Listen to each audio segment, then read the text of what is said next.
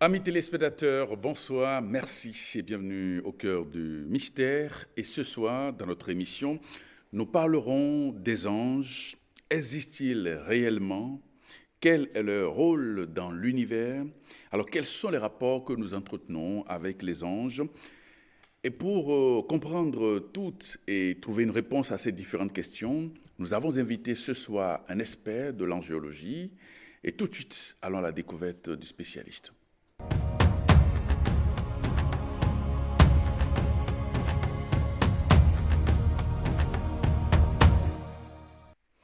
Parole aux spécialistes, eh bien, c'est Monsieur Hippolyte Fatombi.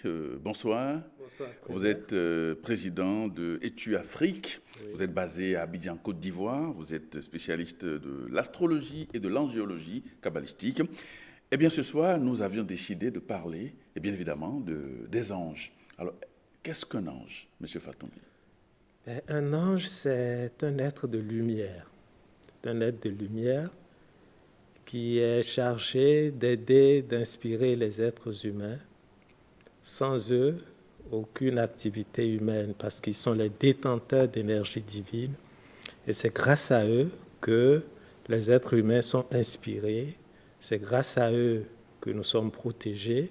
C'est grâce à eux que nous évoluons spirituellement. Oui.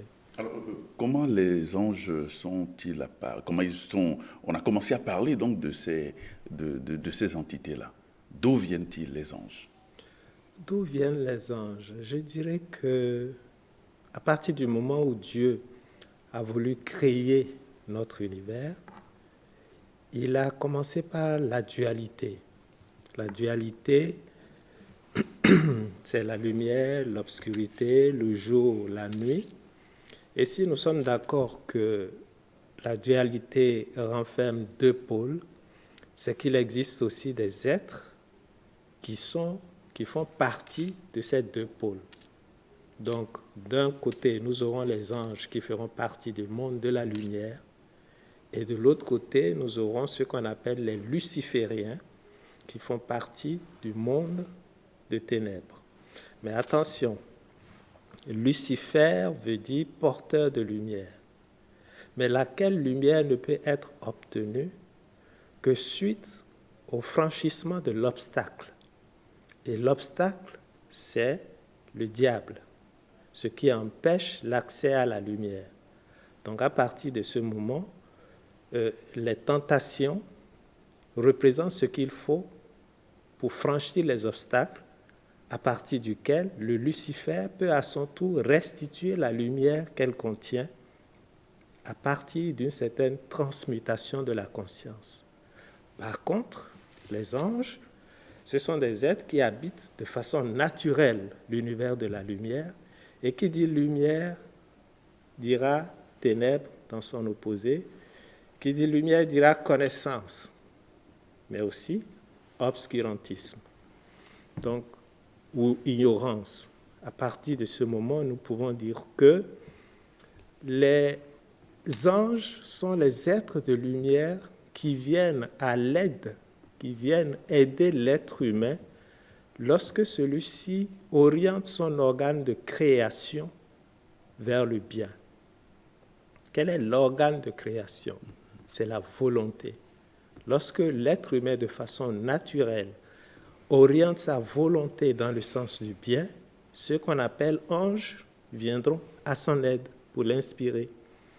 Par contre, lorsqu'il oriente sa volonté dans le sens du mal, c'est-à-dire de l'obscurité, devant lui se présentera celui qu'on appelle Lucifer. Et Lucifer, pour franchir l'obstacle, pour qu'il puisse apprendre à partir de lui, il doit nécessairement passer par une épreuve, par la souffrance.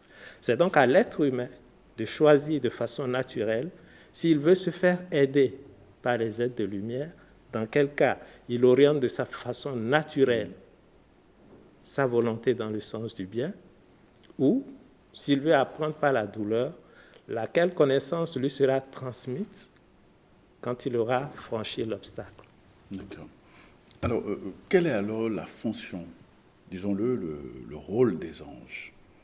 Le rôle des anges, Comme je l'ai dit, c'est des êtres qui sont là, prêts à nous aider, à nous soutenir chaque fois que nous allons dans le sens du bien. Ne demandons à un être, à un ange de venir à votre aide si vous n'êtes pas prêt à agir dans le sens du bien. Ils ne sont pas des êtres qui soutiennent quand nous empruntons le chemin des ténèbres, de l'obscurité.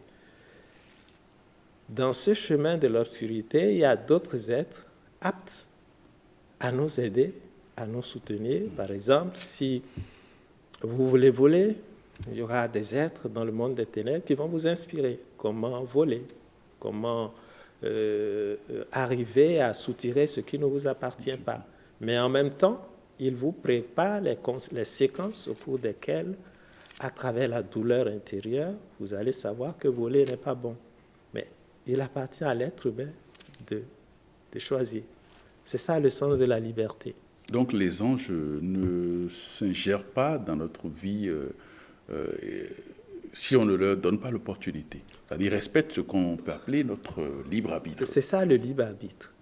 On se posera la question vraiment si l'être humain est libre. Parce que notre objectif sur Terre, c'est de nous réaliser en tant qu'être divin. De Dieu, nous sommes issus. En Dieu, nous retournerons. Mais combien de temps ça prendra? Et c'est là le mystère du nom imprononçable de Dieu. Moi, je l'appelle le Seigneur des temps, de l'usage que nous faisons de notre volonté, de nos sentiments, de notre raison et de notre action. Et l'orientation qu'on lui donne sera fonction. On pourra, à partir de ce moment, déceler quel temps la réintégration se fera. On n'est vraiment pas libre parce que nous sommes issus de Dieu, nous y retournerons. Est-ce que cela prendra une éternité?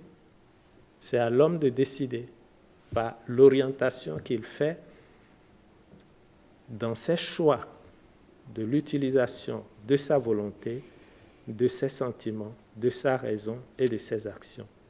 Si ces 4 éléments, on appelle cela d'ailleurs éléments, puisque la volonté est liée au feu, les sentiments sont liés à l'eau, la raison est liée à l'air et la terre est liée à l'action. Donc c'est de l'utilisation que nous faisons de notre feu intérieur, de nos sentiments, de notre raison, la capacité à choisir ce qui est bon et ce qui n'est pas bon, et de l'action que nous posons. Est-ce que cette action n'est pas en train de s'exercer dans le sens de ce que la volonté divine reprouve? Alors nous choisissons la période de la réintégration. Vous savez très bien que le nom imprononçable de Dieu, c'est Yahvé, qui est composé de 4 lettres, Yod, He, Vav, He. Les Hébreux ne prononcent jamais Yahvé, mais ils disent Seigneur, Adonai. Pourquoi ils ne prononcent pas? Parce que ce n'est pas un nom, un mot à prononcer, c'est un mot à vivre. Et c'est quand l'être humain va commencer à vivre ce nom dans la direction voulue par le divin qu'il accélère le processus de la réintégration. Et les anges sont là justement pour faciliter cette réintégration. Mais le choix appartient à l'être humain. Donc, à chaque instant, l'homme a le choix, il fait le choix, donc il décide d'aller soit vers la lumière ou soit vers l'obscurité. À chaque instant, à chaque seconde, lorsqu'une circonstance se présente, nous avons cette opportunité d'affirmer notre divinité ou de nier cette divinité. La négation de notre divinité nous retarde dans le sens de la réintégration. Alors que l'affirmation de notre divinité passera nécessairement par des choix durs. Ce n'est pas des choix de facilité. Quand on croit que la vie est facile, non. C'est dans un choix où l'épreuve est comprise, subie, assumée, avec dignité, qu'on recrée sa dignité. Et là, les êtres de lumière sont là. On les appelle des anges. Ils sont là pour nous aider, pour nous soutenir. Nous ne sommes pas abandonnés. Et ceux qui emprunteront aussi le chemin de l'obscurantisme ne sont pas abandonnés. Parce que l'être humain est venu sur Terre. C'est comme si même l'opportunité de faire des erreurs fait partie du plan de Dieu lui-même. Nous ne sommes pas parfaits. Et en l'homme, il y a le ciel et l'enfer. Mais nous avons pour obligation de faire rayonner le ciel, de faire rayonner le paradis à travers tout ce qu'on fait. Donc, à chaque seconde, le choix est offert. Lorsque je dois choisir, je prends un exemple, on me propose de l'argent dans des circonstances où l'acte posé peut porter atteinte à la dignité de quelqu'un. À partir du moment où ce n'est pas facile de refuser 10 millions, par exemple, mais quand je refuse de prendre les 10 millions pour ne pas porter atteinte à la dignité de quelqu'un, j'affirme ma divinité. Certes, je mène une vie difficile. Qui va voir l'argent et qui va refuser? C'est ça le problème. Mais ce choix d'affirmation de ma dignité divine me propulse vers l'avant et mon destin est réorganisé et m'oriente autrement pour que je puisse de plus en plus faire partie du monde de la lumière. Faire partie du monde de la lumière est un choix que nous opérons à chaque instant. Et vous pouvez être à un feu rouge, quelqu'un vous tape derrière, vous avez un choix à prendre. On peut se mettre en colère tout de suite, vous affirmez c'est une affirmation de la négation de notre divinité. Mais je me calme. Cette décision même de se calmer provoque ce qu'on appelle une transmutation intérieure, une énergie intérieure qui se transmute. Et là, même la force luciférienne dans ces conditions est obligée de vous ouvrir un peu de sa lumière, de sa compréhension pour que vous avancez. Nous sommes venus sur Terre pour avancer, pour recréer notre divinité et les anges divins sont là pour nous aider à effectuer cette tâche importante. Alors, M. Fakambi, il y en a qui nient l'existence des anges, il y en a qui disent que les anges n'existent pas, c'est une vue de l'esprit, c'est de la théorie.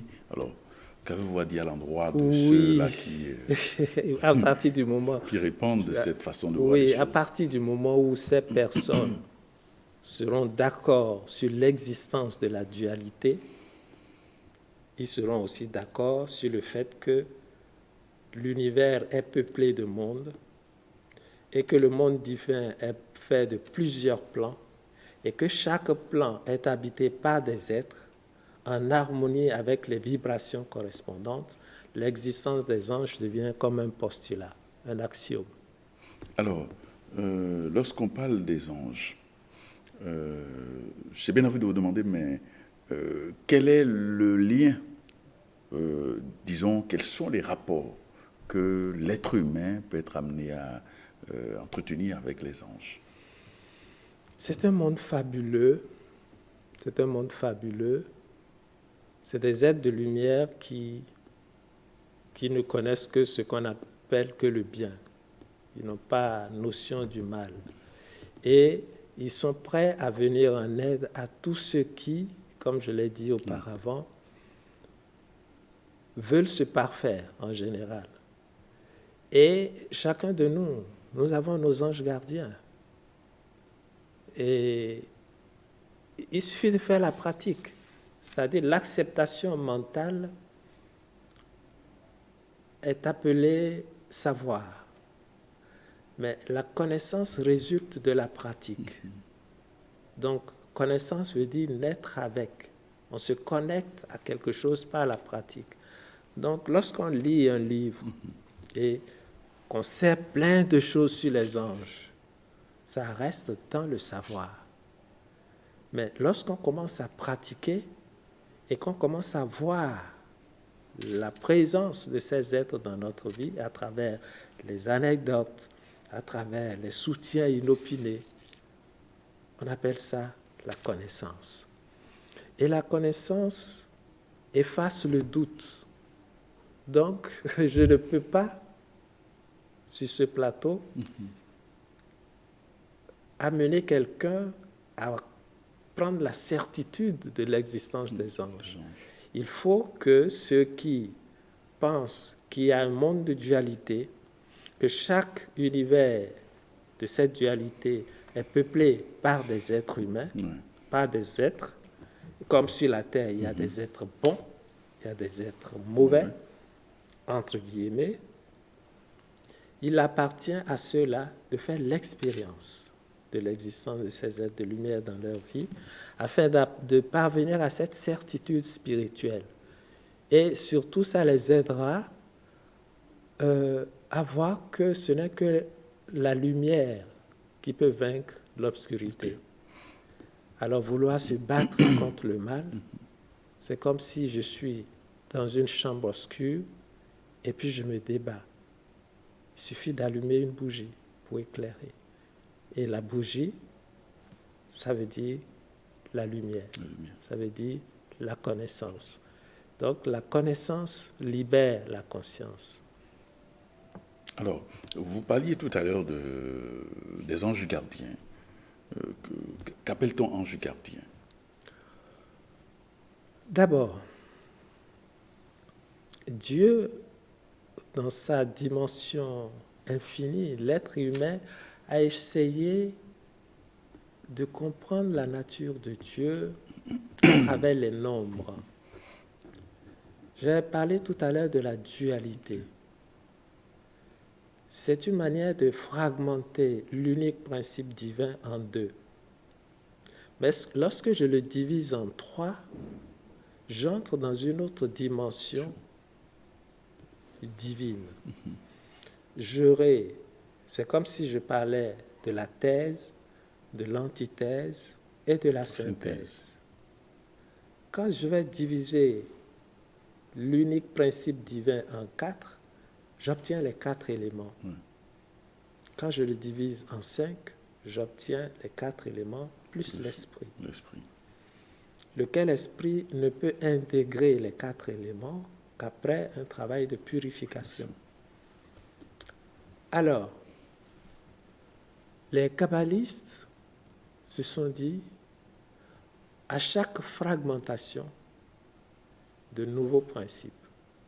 Et ils se sont dit, nous allons fragmenter le cercle zodiacal en 72 portions, c'est-à-dire chaque portion de 5 degrés, puisqu'il y a 360 degrés, quand je le divise par 72, ça fait 5 degrés, et chaque 5 degrés du zodiaque, que je vais montrer là d'ailleurs. On voit le zodiaque. Voilà, vous voyez ici le signe du bélier. Qui démarre là-haut du zodiaque. Oui, ça c'est le signe du bélier. Et là, vous voyez les 5 premiers degrés. L'ange qui est là, c'est Veouia. Donc toutes les personnes qui vont naître dans cette période, à leur naissance, leur premier inspire, il y a une énergie particulière qui va s'imprimer en eux. C'est comme si ces enfants reçoivent la signature de la nature. Et ils seront mus. Ils seront obligés, pas obligés, mais naturellement vont se comporter selon la nature énergétique de la portion des 5 degrés. Et les vertus reconnues à cette portion du degré seront considérées comme l'ange.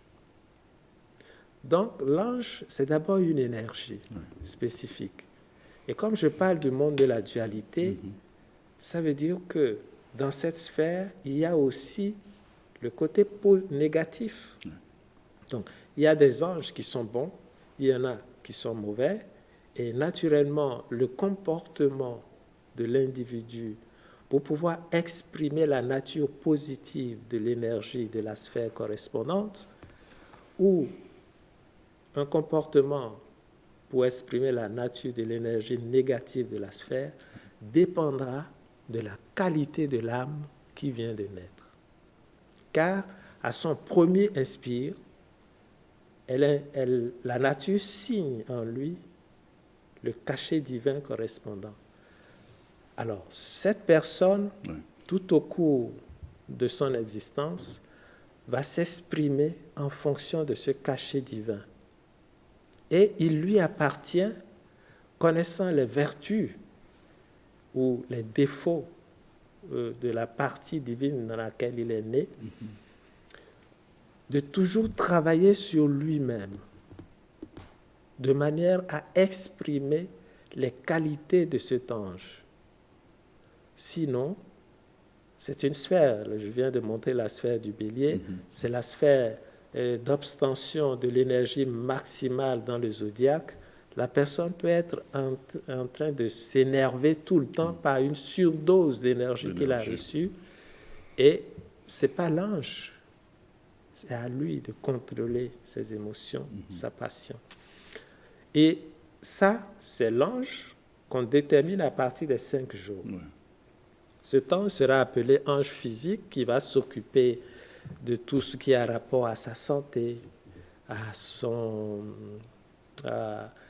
aux moyens matériels avec lesquels il va vivre. Et c'est l'ange physique. Maintenant, l'ange émotionnel sera déterminé par rapport au degré exact durant lequel la personne est née. Et l'ange mental sera déterminé par rapport à la frange horaire de la période de naissance. C'est pratiquement scientifique, c'est-à-dire il suffit d'observer quelqu'un et vous allez comprendre beaucoup de choses à partir de ses impulsions, de sa façon d'agir, parce que l'être humain est un réservoir d'énergie divine. Chacun de nous recevons une parcelle de dons divins. Vous avez votre don. Un don, c'est l'expression d'un attribut divin que chacun de nous regorge en lui. À partir de ce moment, on doit se demander, mais mon Dieu, tu m'as donné tout ça pour faire quoi? C'est pour le fructifier. Donc, par des actions, par tout ce qu'on fait dans la société, on doit amener Dieu à exprimer ses qualités qui sont en lui. Par exemple, quand je parle de Dieu de miséricorde, Dieu n'est pas que miséricorde. C'est tout simplement cette frange de ses qualités qu'il a introduit en toi. Mais attention, au lieu que l'individu se comporte de façon miséricordieuse, il peut être aussi un tyran. C'est là l'inverse. Et c'est là que la nécessité de prendre conscience que je suis là pour affirmer ma divinité. Et l'affirmation de la divinité passe très souvent par des chemins qui ne sont pas faciles. L'acte héroïque que nous allons mener face à un événement est peut-être ce qui va nous délivrer, est peu sûrement ce qui va nous permettre d'avancer. Le fait de ne pas aimer la vie facile, le fait d'endurer des épreuves, le fait de rester à côté de quelqu'un alors qu'à côté on aurait pu aller s'amuser et la personne est dans une situation difficile et que je l'assiste, j'affirme ma divinité. Il faut maintenant qu'on comprenne la nécessité de l'épreuve. L'épreuve n'est pas là nécessairement pour nous faire souffrir. Et lorsqu'elle se présente, c'est qu'antérieurement, il y a des choses qu'on n'a pas comprises. Et pour comprendre ces choses-là, on doit avoir en tête à tout moment, à chaque instant, à chaque seconde, C'est le temps qui passe. Et le Seigneur des temps, Yahvé, compte. Nous pouvons nous rapprocher de l'objectif comme nous pouvons nous en éloigner. Et c'est ça, la vie. Sommes-nous libres? Sommes-nous libres vraiment de ne pas recréer qui nous sommes? La liberté, c'est un effet sur lequel on doit méditer. D'accord. Alors, comment connaître ces anges gardiens? Puisque on en a au moins 3, sinon on en a... bon, on peut se limiter déjà aux 3 anges gardiens, physique, mental et émotif. Oui, oui, je dirais d'abord, lorsque l'homme, de façon naturelle, s'interroge et pose des actions dans le sens du bien, qu'il fait tout, même s'il ne connaît pas ses anges gardiens, ils seront à sa disposition. C'est ça. Ils sont faits pour ça. Ensuite, si nous y ajoutons la connaissance et que nous essayons de les appeler, et pour connaître ces anges gardiens, nous avons des livres sur Internet. Aujourd'hui, quel est mon ange gardien? Vous mettez votre date, mais seulement ils ne pourront pas vous donner les 3. Parce que pour avoir le 3e, il faut connaître l'heure. Donc il y a des livres qui sont vendus dans lesquels vous pouvez automatiquement avoir les 3 anges. Ou ceux qui nous le demandent, on peut toujours le leur indiquer. Mais on peut connaître ces anges gardiens et en lisant les vertus de ces anges, vous allez vous voir dedans. Ah oui, je comprends pourquoi je suis toujours enclin à faire telle chose. L'être humain est comme un œuf divin qui est appelé à éclore, à donner des poussins. Mais il peut ne pas donner des poussins. Et c'est donc, toutes ces connaissances nous font sortir du monde des ténèbres. C'est pour ça qu'on dit que la connaissance est lumière, elle nous éclaire. Mais le fait d'être éclairé, si je braque la lumière sur vous et que vous restez immobile, vous ne bénéficiez pas de l'effet de la lumière. Non. Donc maintenant, il faut mettre en pratique. À chaque seconde, quand je dois agir, je suis face à une situation. Et moi, j'aime bien les tentations. Quand une petite tentation se présente, c'est une opportunité d'affirmer sa divinité. Donc, je médite sur certaines prières, je dis, mais sans la tentation, où irons-nous? Il le faut pour avancer. Il le faut pour avancer et choisir toujours ce qui va dignifier mon âme. Ce qui va faire en sorte qu'un jour, quand je ne serai pas là, qu'est-ce que j'aurais souhaité qu'on dise de moi? Voilà, c'est ça qui fait que petit à petit, on se recrée et il y a des moments même où vous ne pouvez plus agir dans le sens du mal. Vous ne pouvez même pas vous énerver. Quand vous vous énervez, le cœur, ça se contracte. À partir de ce moment, vous êtes en train de sortir de l'univers du mal. Et je vois des gens qui disent, oui, la sorcellerie ne peut pas me prendre, on en a parlé d'ici déjà. Non, tant que le cœur n'est pas pur, tant qu'on n'a pas fait l'effort de s'élever et quitter le monde du mal, ils peuvent toujours à tout moment vous avoir. On ne combat pas le mal par les forces, par les outils de l'univers du mal. On les combat par la lumière. Et est-ce que le mot même combat, on les éclaire.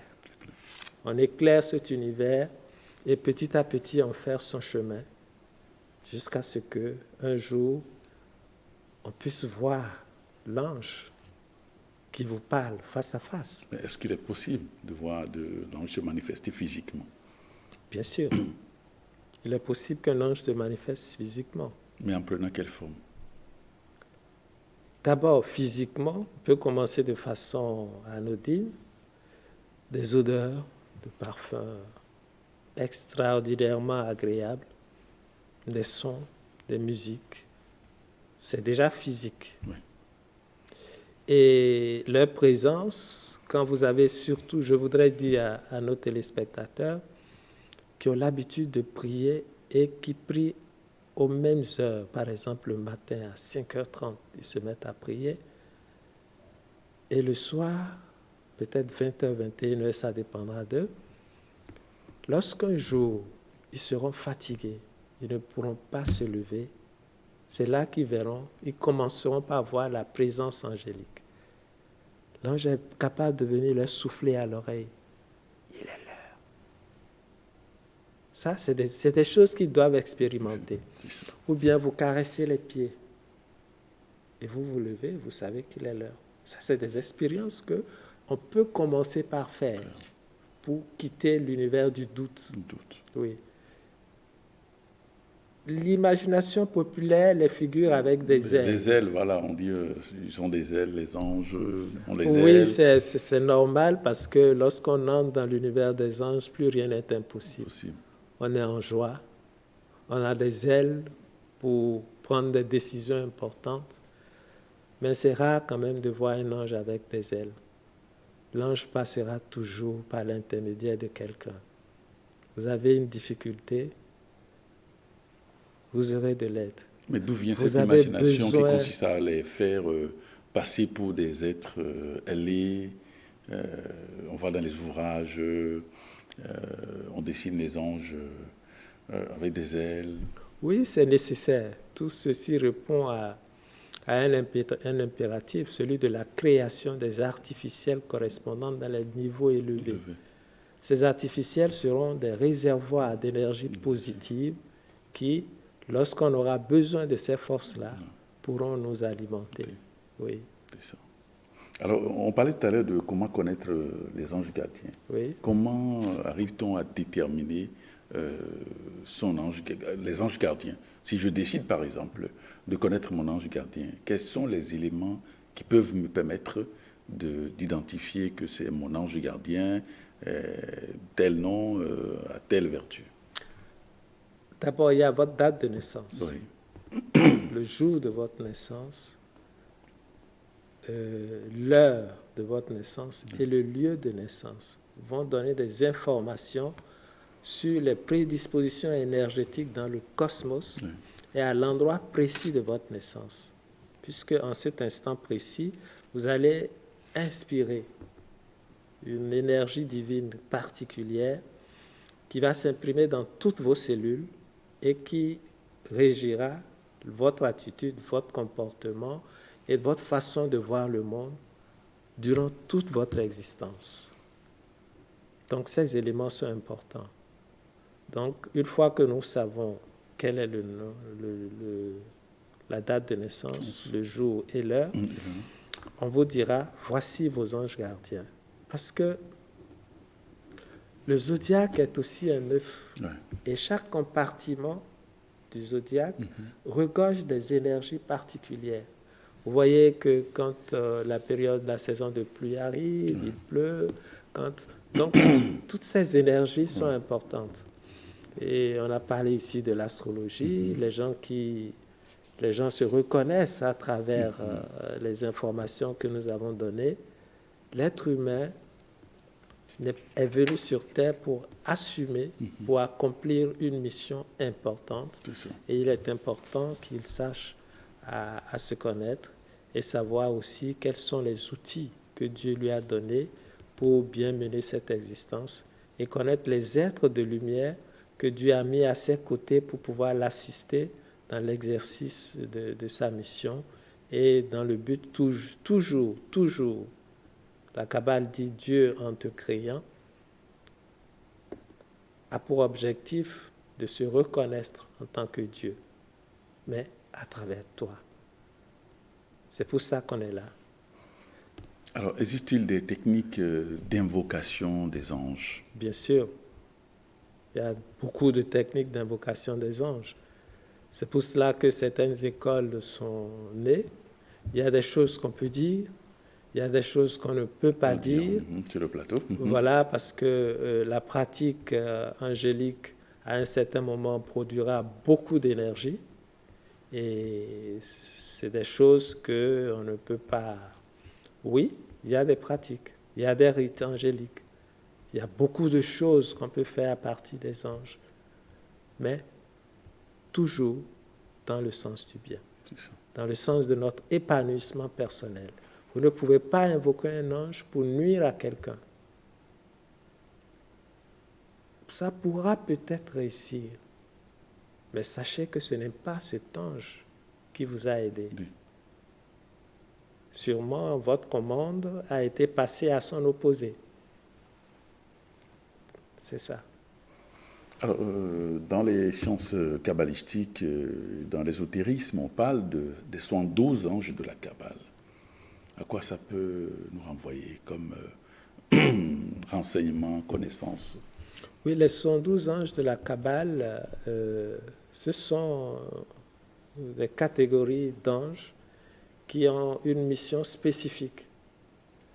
Il y a 9 cœurs d'anges, hein, c'est-à-dire si nous divisons les 72 par 9, ça veut dire que chaque cœur d'ange contient 8 anges.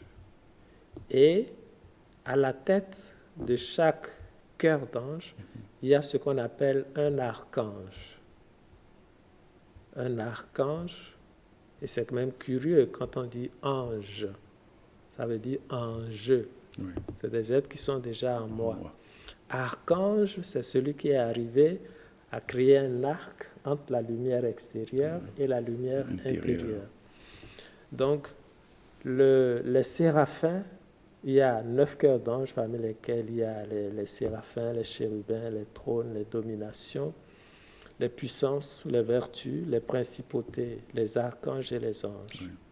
Donc, chacun d'eux ils ont des fonctions spécifiques en fonction du plan de la création de Dieu. Donc, pour que l'être humain puisse créer, il faut qu'il ait la volonté. Sans la volonté, rien ne peut être créé dans notre vie. Et donc, les séraphins seront les anges de lumière qui nous infusent la volonté et qui soutiennent notre volonté dans le sens du bien. Dès que nous manifestons une volonté et qui est dans le sens du bien, ils le soutiennent et nous aident à la matérialisation. Les chérubins... Et là, les séraphins, ils sont sous le contrôle de Métatron, l'archange. De l'archange Métatron. Les chérubins, ce sont des anges aimants, ce sont des anges d'amour. Ce sont des anges qui occupent la sphère du Christ, de l'amour inconditionnel. Donc, les chérubins vont nous aider lorsqu'on manifeste nos sentiments d'amour. Lorsque la volonté est manifestée, les chérubins viennent contribuer grâce à leur amour à la matérialisation de l'objectif. Les trônes, ce sont des anges, c'est un cœur d'ange chargé d'éveiller notre intelligence et de nous aider à comprendre l'univers du sacrifice et de supporter les épreuves les plus difficiles dans cette tentative de la récréation de notre divinité. Et je dirais que les chérubins sont gouvernés par Raziel, c'est leur archange, alors que les trônes ont en tête Safkiel. Les trônes, c'est des anges d'intelligence, de compréhension de la vie, de la maîtrise de la loi du monde divin. Alors que les dominations, qui sont gouvernées par Tzadkiel, ce sont des êtres qui, après que la volonté ait été manifestée, que Dieu ait soutenu l'œuvre par son amour et que les trônes nous ont aidés à comprendre le processus, les dominations interviennent pour nous donner les moyens pour réaliser l'œuvre. Donc à partir de ce moment, c'est un cœur d'ange qui nous fournit les moyens de réaliser l'objectif de notre vie.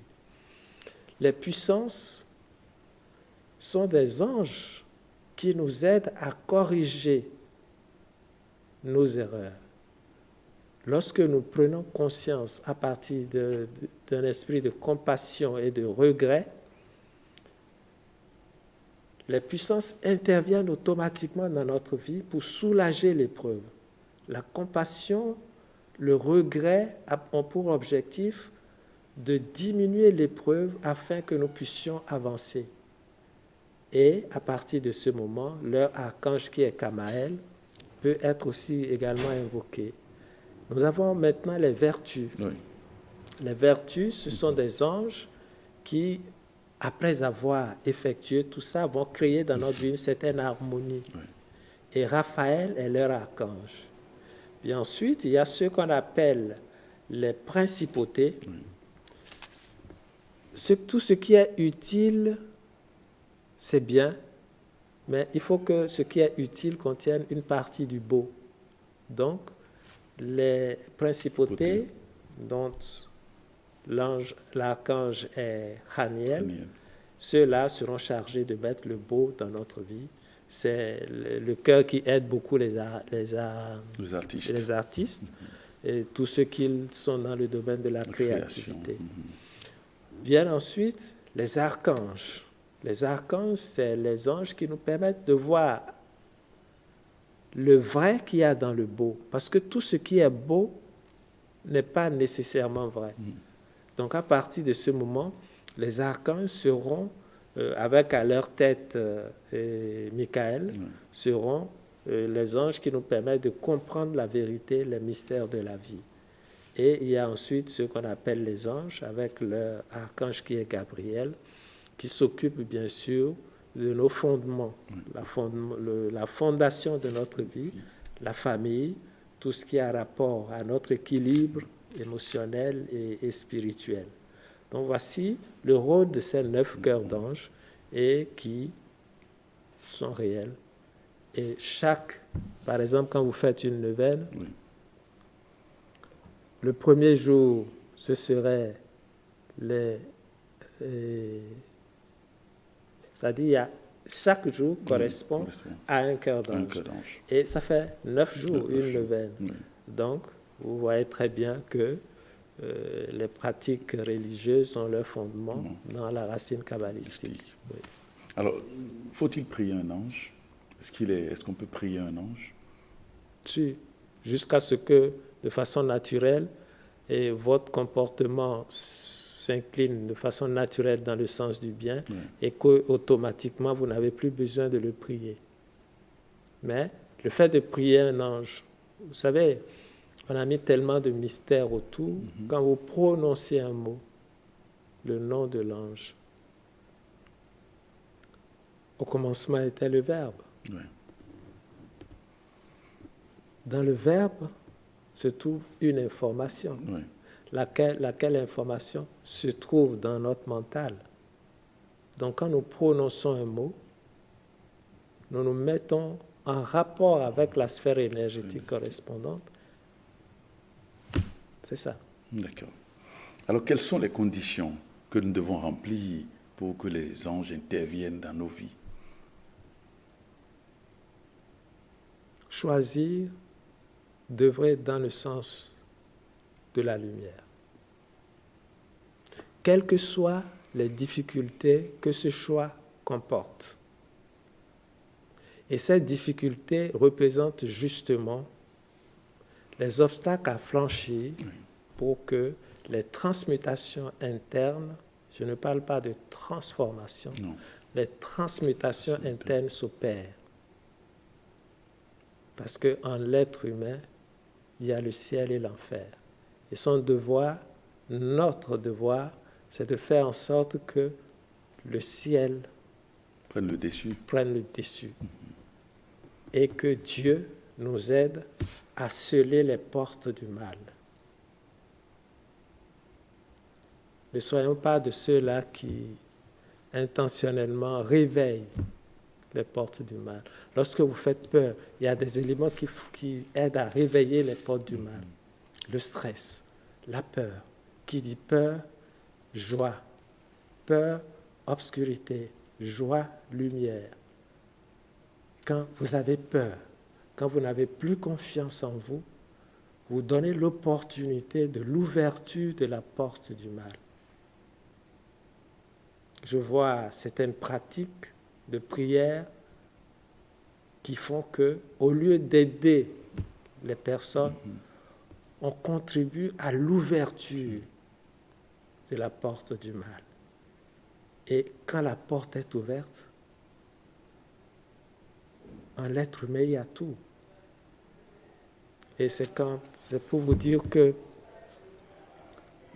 la notion d'exorcisme, elle n'est pas chrétienne. Elle n'est pas chrétienne.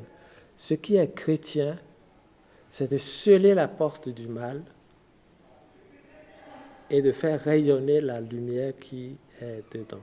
Donc, vous ne pouvez pas dire à un diable de sortir de l'univers de quelqu'un alors que l'objectif est de transmuter cette réalité intérieure en lumière. Si l'intéressé est sous l'influence d'une entité qui le perturbe. Mais c'est que la porte a été ouverte. Et maintenant, comment faire pour que l'entité...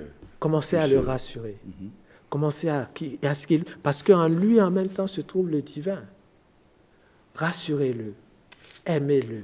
Ce n'est pas le moment de le rejeter. C'est le moment qu'il prenne confiance. Que ce qui est beau en lui prenne le dessus. Commence à prendre le dessus. Et petit à petit, la porte se ferme. En l'être humain, il y a tout. Ça, c'est fondamental. C'est des choses à savoir. Alors, quand je vois le diable sort,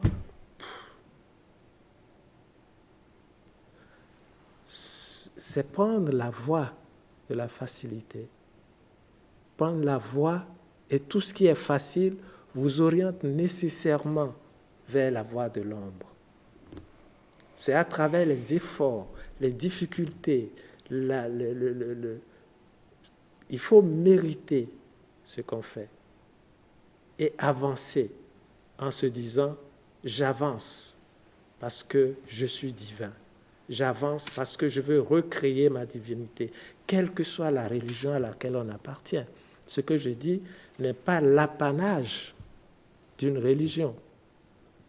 Et les religions font sortir des aspects qui peuvent contribuer à la réalisation de notre divinité perdue. Nous sommes divins et nous sommes obligés d'y revenir. Mais ça peut durer une éternité, comme ça peut être un laps de temps. Mais c'est à l'homme de choisir. Merci. C'est le sens de la liberté. Merci, M. Fatumbi. Je rappelle que vous êtes transcendentaliste, responsable de l'école transcendentaliste universelle Afrique. Vous êtes basé à Abidjan, Côte d'Ivoire. Et merci d'être passé sur notre plateau de Au cœur du mystère. C'est à moi pour nous éclairer sur les anges. Merci. Merci, M. Hippolyte Fatumbi. Merci d'être passé et à très bientôt. À bientôt.